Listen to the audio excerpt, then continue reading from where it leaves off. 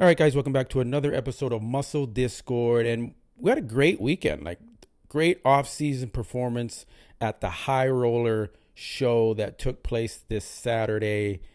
And we get to see Nick Walker back on the stage after his hamstring tear. We had Nick Walker up there. We had Stanimal. We have Quinton. We have the new 212 Mr. Olympia champion, Keone Pearson, on stage. And, man, they all look great. Obviously, Nick and Keone are going to be the most conditioned. But, wow, I'm impressed with Stanimal standing next to Nick Walker holding his own. So good on Stanimal getting some money shots, not looking small standing next to Nick Walker. Very impressive. I'm most impressed with Stanimal out of all these competitors. Keone looks great, holding his condition well. Nick Walker looks to be holding his condition extremely well, considering what he's been through. This shows his work ethic and maintaining that level of condition with a major hamstring tear to deal with and the stress that comes along with that. So good for him. You know, this was a great show to see all these guys up there hitting these shots, giving us a little bit more to see what's left in the rest of the year here. Quinton, easily over 300 pounds here. He looks huge. Not sure if I like how thick and how he's got his body fat. It's up there. It's getting up there. Maybe a little too much. But, you know, he is trying to pack on the size. He knows what he needs to do. So I get that. So Nick Walker's routine here on stage. Man, he looks good. The conditioning is good. Do I favor his physique? Do I like his physique? I don't necessarily like his physique. You guys know how I think about his midsection and the blocky abs, and it's a little thick in that midsection. But, you know, you can see from the back, he definitely has that injury he's dealing with, and even how he's posing, he's still kind of dealing with it. But considering the fact that he's back up on the stage so soon is a good sign that he's recovering, and he's going to definitely be back. And doesn't look like it set him back that much, the hamstring tear. And I'm interested to see what show he's going to do in 2024. It doesn't look like he's doing the Arnold. So if he's not doing the Arnold, I'm assuming he's probably going to do like the Tampa or Orlando, maybe Texas, Chicago. There's a lot of options on the table for him. You know, and it's going to be good to see what he does. All eyes are on Nick Walker. But one thing I do notice, and I'm now starting to compare, is Neckzilla, Rubiel Mascarera, to Nick Walker. And I'm thinking that side chest, Neckzilla would beat Nick Walker. The front poses, I think he beats Nick Walker.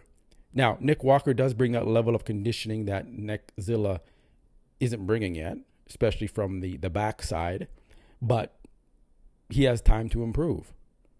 And I think Neckzilla would be the replacement for Nick Walker. If people like Nick Walker and his mass and his freakiness, then why wouldn't they like Neckzilla, who brings a little bit more, in my opinion, an aesthetically pleasing physique with the way the muscle looks fresher and cleaner. He doesn't have this you know, those gross veins in the quads and the vascular veins. Look at the midsection here on Nick. It's pretty thick.